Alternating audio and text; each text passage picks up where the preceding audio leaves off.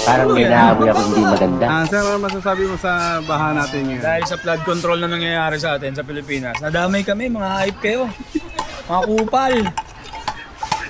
Imbis na hindi kami binaba dahil sa inyo. Ano to sir? Taon-taon o tuwing naulan talaga? Ganito rito sa Black Tech. Ang kagandahan lang naman dito, pag naulan lang nabaha. Pero pagka wala namang ulan, hindi naman nabaha. Sa bagay, oo nga no? Oo nga naman. Tama naman. Si Kuya. Anong pangalan mo Kuya? Ano, dyan, pre. Lager ako dati. Ayan si Kuya. Na may-ari ng resort. Pagka gusto nyo mag-avail ng resort, hanapin nyo lang ako. Dyan, The Explorer. Ito po yung up and down po yan. Pwede nyo arkelin.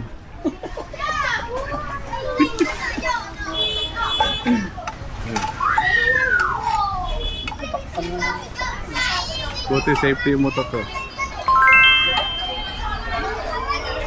Bumaba na pare. Nakita ko na yung gulong ko eh. Kanina hindi ko nakikita to eh.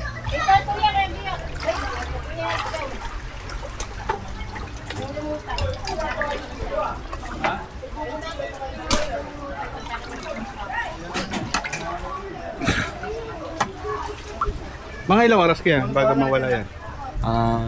Sa tansya ko siguro mga dalawa yan. Wala na yung tubig niya. Dalawang araw yan bago maubos. Dalawa yan. Bumaba na oh. Ay, Bumaba na yung tama natin. ay may nagiinuman din pala rito. Pre, resort nga eh. Ay sir, may interview lang po. Pasok po. Vlogger ako sir. Iwan mo yung kinera ko sa labas. Ay, aalo nun eh.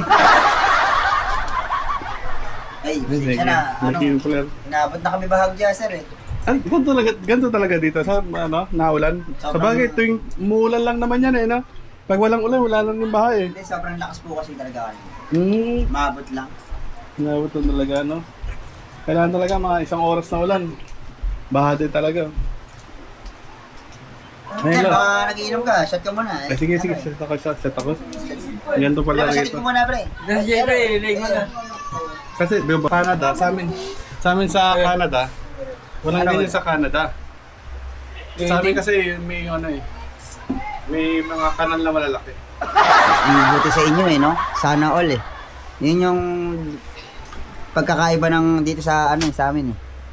Eto, kanino anak to? Ay, po yun sa ano. Maliligo yan. Mamaya po, nandun na po yun sa labas. Doon sa mga bata naglalaro doon. Makikita niyo po yun dyan mamaya. Bibis lang yan, pupunta sa...